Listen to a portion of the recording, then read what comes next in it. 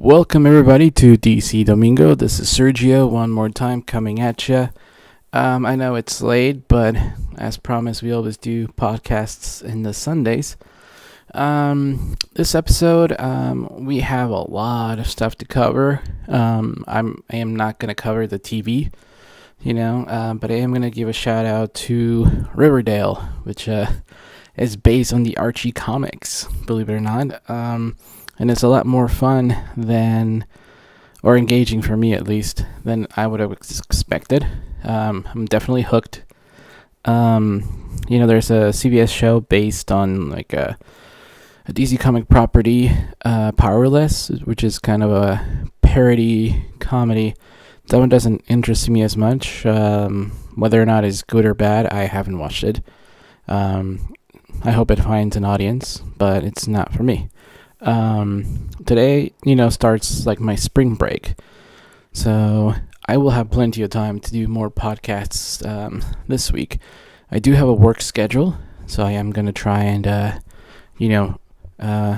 not overdo it and have plenty of stuff for you guys to talk about. We are going to start off. Well, first of all, there are some late breaking news, which I'll cover at the end of the show. It's kind of sad. Somebody passed away. Somebody from the comic book community, a very, very old and endearing artist. So we're going to give our regards to the fans and family. We are going to start off with something that it's kind of nice.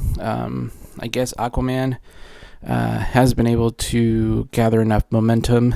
Avatar 2 by James Cameron was delayed.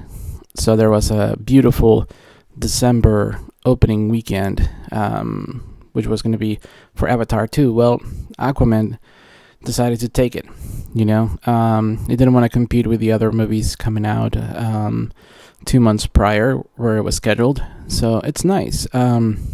Now, if you go to any of the, the regular websites, you will find that, they cover this instead of like Aquaman gets delayed. Like trying to bash it for, basically taking up a much bigger piece of the pie, the American movie-going audience in December. So it's just another kind of little bias thing that the media seems to do. Bad news, seems to sell a lot. That's why, you see an uptake in trolling online instead of like positive news. You see more negativity around the comments section, which I have none. It's just a sad state of things now. So, yeah. So December next year, we're going to get an Aquaman movie. And I couldn't be more excited. The other exciting thing is that the Lego Batman director, who, directed other fun comedies, showed some interesting ideas and love for Nightwing. Nightwing is Batman's first Robin, Dick Grayson. And, he spun off into his own comic book character called Nightwing. And yeah, one of the things that we've always said, I'm a firm believer that Bruce Wayne makes Batman. One of the things that, the director of Lego Batman, talks about is how different childhoods, give us different Batman. Dick Grayson was Batman for a little bit in the Grant Morrison run, Batman and Robin. The dynamic was pretty damn cool. Basically, Damian, which is Batman's kid with Talia al Ghul, is a little bit, kind of a little bitch, just feisty, who won't take no for an answer. And Dick Grayson is like, he takes on the Batman mantle, a little bit more mellow, a little bit more chillaxed. Because of his upbringing, his upbringing was a little bit dark, but not as dark, disturbing, like Bruce Wayne. So yeah, it's kind of nice to see Chris McKay, the director of the Lego Batman movie, kind understand the character of Nightwing. I believe that one of the reasons why you hear many news about, the Batman script is this and that, the Batman script is this and that, is that we have a lot of talent coming into the arena. Now, if the script for the Batman movie was already being written and everybody was happy with it, like we covered in the news, and then this guy comes along and says, hey, I'm interested in a Nightwing movie, and Warner Brothers is like, cool, we're interested in a Nightwing movie too. That shows confidence in the DC Comics by Warner Brothers, and it wouldn't take that much to mention, Dick Grayson in a couple of scenes of the Batman. Or if the new director-producer, actually wants to film and introduce Nightwing in his movie, so that, kind of like Gal Gadot and Batman vs. Superman was introduced briefly, and, then they can have their own movie. I think it's a smart way to interwoven all these movies. You don't want to be in a scenario where you're wondering where a certain character is. For instance, if Arrow finds himself in a sticky situation and he's like, I could have just called the Flash to help me take down like a building full of bad guys. You don't want to be stuck in that situation where like it's a shared universe and you don't make it inclusive. So having Nightwing in the DC Comics universe is pretty damn awesome. Now, speaking of Batman news, I want to give a shout out to this YouTuber called The Film Junkie. He kind of nailed it, where he asked, can you tell me how do you delay a movie that doesn't have a set date? Yeah, I kind of agree. It's kind of like saying, my boss is being a dick because, he or she hasn't given me my schedule when you're not even hired. So I really don't know, like I think the media just wants to do like as much negative bullshit as possible. So yeah, we still have no, start date when this new Batman movie is going to be done. Now, like I mentioned, if the script is ready, they can just have scout locations. They can start on certain props. At the Batmobile, they already have one. If it's still standing after Justice League, like nobody blew it up, they can just, give it a nice shine coat of paint, maybe black, and then call it good, They can start testing like a different bikes. If the script calls for bikes, they can start developing bike concepts. They can start developing Nightwing costumes. When these movies are done, it's not like, okay, green light, go. Given that, Disney started approaching Guillermo del Toro to make Beauty and the Beast, he was able to, talk to Emma about starring in it. And after he left the project, she still, became the belle of the ball. Nice pun. Same thing happened with Guillermo del Toro and The Hobbit. He did a bunch of sketches. He spent 2 years in New Zealand just working every single day on the Hobbit trilogy. And, they went with Peter Jackson, and it's cool. Sometimes, these movies go into pre-production way before they get the green light.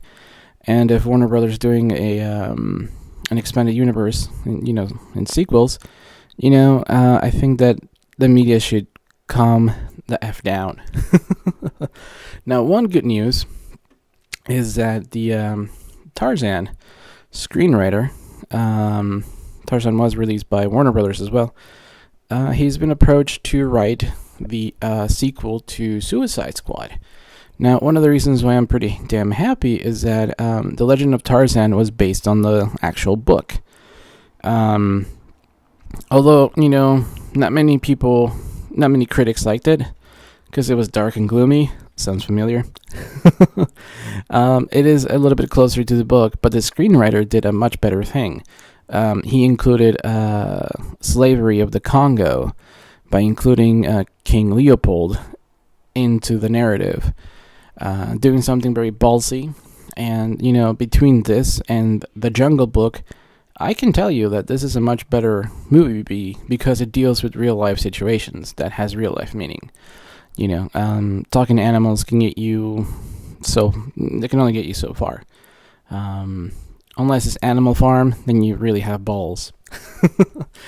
So I'm pretty happy that, they're going to get a screenwriter for Suicide Squad 2. It's interesting because the media hasn't mentioned anything about who's directing it. I mean, that might be the next news that we cover. Maybe next week. These things tend to move pretty damn quickly. Ben Affleck, shout out to the man. There was a lot of dumb people who, that were saying, this and that about Ben Affleck leaving the Batman movie. I mentioned, that he was trying to salvage his marriage. Him and his brother, were going through some stuff. He has a production company. He helps independent films be greenlit. Project Greenlight through HBO. He is an entrepreneur trying to raise money for, good causes. And, he's part of the Hollywood elite who, goes to charities, raises money, humanitarian, all that stuff. So Ben Affleck on Facebook and Twitter admitted that he was, battling with alcoholism, and he wants his kids to know there is, no shame in getting help when needed. So, yeah, this is something that we shouldn't intrude, but again, it's something that I covered on my blog, that sometimes these celebrities have more going on behind the screens that, any idiot with a blog cares to discover or cover. So kudos to the man. And if he's not directing Batman to focus on his health and battle alcoholism, hey, props to him. That stuff is no joke. One of my uncles passed away from it, and it's nothing to be ashamed of. It's just a sad reality that we live under. Now, the other thing that I wanted to bring out is this picture over here. It's of the makeup and hairstyling from the Oscars for Suicide Squad. One of the side effects of ignorance is, unbeknowingly becoming an asshole. And what happened was that a lot of the people hating on Suicide Squad, were hating on these guys who were immigrants from Italy.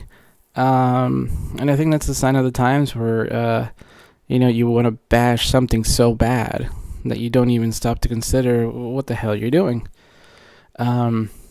Speaking of which, I can't believe I'm even covering this, but it started with one particular blogger, reporter, if you can call this news, at Refinery29. Apparently, there seems to be some kind of movement by this one person to criticize Wonder Woman for not having armpit hair. Yeah, apparently that's a thing to criticize a movie for. Over here at the article below, you see that Refinery29, says that, the Twitter erupted with anger, only citing, you guessed it, 3 people. Guess who those 3 people are? Males. You really think doesn't really get that bad, right?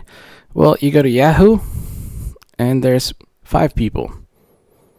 3 of the same males from the other article, and 2 more males. So yeah, 5 people and 1 blogger seem to have made this some kind of newsworthy. But if you remember, in the second Iron Man movie, Scarlett Johansson, she didn't have any armpit hair, and Tony Stark objectified her as it. When she entered into the ring, he turned to his assistant. It's like, I want one. So, where was the outrage then? I mean, clearly, we're, maybe these Marvel superheroes are not as big as Wonder Woman, so it's not going to get a lot of traction. But even then, there's a character who's very similar to Wonder Woman in the Thor movies. Guess what? Yeah, she didn't have armpit hair. I mean, this weekend saw a giant Disney movie being released as well. Guess what? Emma didn't have armpit hair. And yeah, no controversy. I mean, poor Emma. She did go through a lot of shit because she did a photo shoot with Vanity Fair, and people were pissed that she was, not being, I guess, like a Hogwarts princess or a Disney princess now. And, sometimes, like, again, people have to kind of keep in mind what you're rebelling against, I mean, I can't tell people what to rebel for or against, but, it does seem kind of arbitrary to be mad at one corporation while ignoring what the other one does. For instance, like, people are upset that, Wonder Woman doesn't have armpit hair, but, does that mean that we require all the Avengers to have beards? Are we going to be like those Amish or weird Taliban people who tell men not to cut their hair? I don't know, man. But yeah, it's pretty messed up. I mean, maybe because it's like the first female superhero and people feel entitled to, own it by any means necessary. I mean, you do remember that, Wonder Woman was given UN status as a representative of, womanhood. It only took like a handful of people to start a petition to strip her of that honorary title. So we're going to keep an eye out on this story and see if the same people are going to complain about Valkyrie for Thor 3, who in this picture is shown without any armpit hair. And also Miss Marvel, Brie Larson, who clearly see in the last Comic-Con has no armpit hair. So... This is a very, very silly story that it kind of takes you look into like the mindful of the media that, they're definitely afraid of Disney, Anyways, following the rumor mill, we have something that was blown out of proportion by Heroic Hollywood of the star of Deathstroke, the person who's been casted as Deathstroke for the Batman movie. They just say, like, it's no longer positive he'll be in the Batman movie. Now, what would have given them that idea? Here, I have the two pictures of the interview by KDKA of Pittsburgh, CBS. Over here, you can clearly say, see him going, maybe. He has his hands up like, hey, this is big, I can't believe I'm reading body language, but even the Smurf behind the interview lady is like, yeah, this is pretty big. So, maybe. So what does that mean then? Maybe. Well, Deathstroke is pretty badass in martial arts. He might not be playing Deathstroke. It might be that they hired somebody, a martial arts expert, to wear the mask. And Joe could just play, Mr. Wilson, when Deathstroke's not wearing a mask. Kind of like, Robert Downey Jr. is not actually up there flying as Iron Man. That's all CGI. So, and then, it's also kind of telling you that these things are big. So, if there is a Batman script already that everybody's happy with it and has Deathstroke, maybe he's only playing Deathstroke without the mask. Maybe his part will be the lead role. Maybe his part will be left to the cliffhanger. Or maybe he is already starting on the Justice League, because Ben Affleck did release that footage of Deathstroke walking out of what appears to be the plane from Batman called, I forget what the name is, but it's a giant plane that Batman uses, kind of like a precursor to the Watchtower.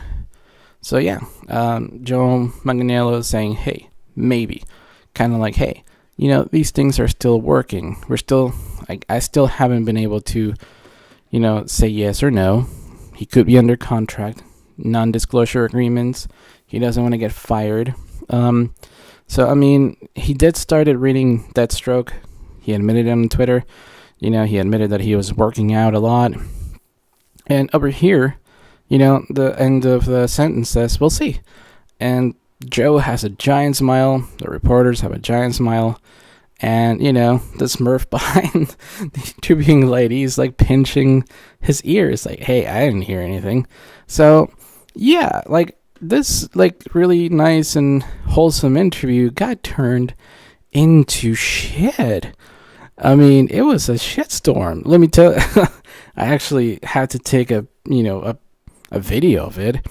If you type in Joe Manganiello, you go to Bing, I did 3 search engines. So, so for instance, over here, you're looking at training for the Batman. That's 24 minutes ago by MSN. Then there's less certain about playing Deathstroke, uncertain by IGN, the usual suspects, just Jared, GameZone, MovieWeb, and then you scroll down, Screen Crush, GeekGirlAuthority.com, Entertainment Tonight Online, Cinema Blend, The Daily Express, even they capitalize bad news. So, okay, well, you're like, well, maybe it's just Bing, right? So you go ahead and you try Google. Again, type in his name and news. There you go.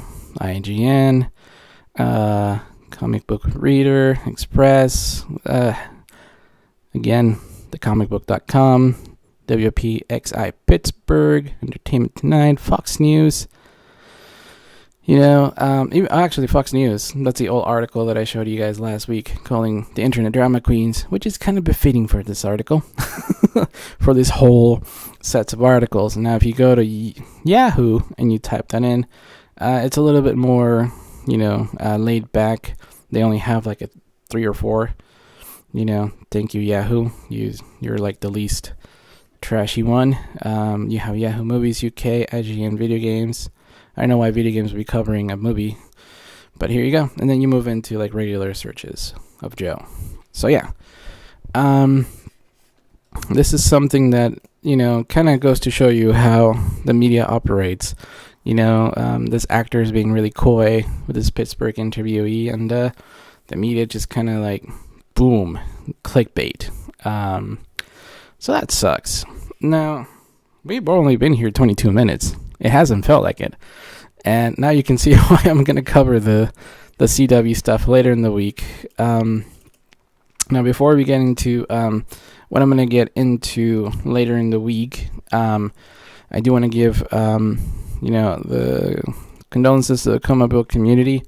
Bernie Wrightson, passed away. He was the co-creator of Swamp Thing and many other cool comics. You can see here Greg Capullo retweeting a beautiful image of black and white art of just, cross-hatching and just beautiful penmanship. This artist is really talented. I know that Len Wein was the other creator of Swamp Thing. Many people will like to say Alan Moore created Swamp Thing, but no, Alan Moore is just a writer that came in and added beautiful stuff to it. But yeah, the co-creator of Swamp Thing passed away, and, we haven't heard from Len Wein. He's been in surgery, so for a spinal injury or issue. So go ahead and follow Len Wein. He also created Wolverine. Let these people know that, you still care about them while it's still around. Because, although these might not be like Stan Lee type of status, they could appreciate your support when they're down, or all the time. Now, speaking of being down all the time and support, I have a giant catalog of comic books that I haven't read, mostly because we had a death in the family, and I hadn't done much, man. not even touching comic books. So I had a giant catalog of comics to look into. I even forgot that Dark Knight 3 had more issues. So I was going to do a giant review for you guys and found out 2 of them are missing because they haven't been released yet. What can I tell you about it so far? If I had to start reading comics again, this is the beautiful, most perfect way to do it. I was listening to the animated Dark Knight Returns soundtrack while reading this. Man, damn, that was awesome. So I cannot wait for the last 2 issues because I'm going to do a really kick-ass review. And, just like you can't really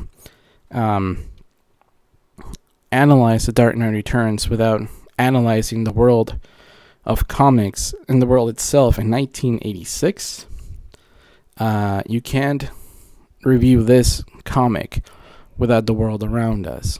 You're doing the comic disservice. And while the other 2 issues release, I should do a review of The Dark Knight Returns, the comic, according to me, and the sequel that a lot of people seem to be hating on. But if you remember, that's when 9/11 happened. And that comic without the 9/11, you can't analyze that comic without 9/11 and the aftermath of it. So I am very happy with the series so far. Really impressed, but disappointed that other artists and writers aren't living up to those standards. Now, I'm going to leave you a cliffhanger. These are the comics that I'll be reviewing later in the coming weeks. We have Earth 2, Justice Society, JLA, Dr. Fate, The Rebirth of the Justice League of America, Cyborg, Constantine, which became Hellblazer, Vixen, Justice League Rebirth, Midnighter, which became, after Rebirth, Midnighter and Apollo, Justice League, which became Justice League United, and the last remaining bits of Justice League, the old ones. I did enjoy the Dark Side War. I should probably review it for you guys. Anyways, we're past 27 minutes. This was supposed to be a very short podcast for you guys, but my voice is going away. So anyways, I'll see you guys next Sunday. Say yes to DC. Dile sí a DC. Gracias.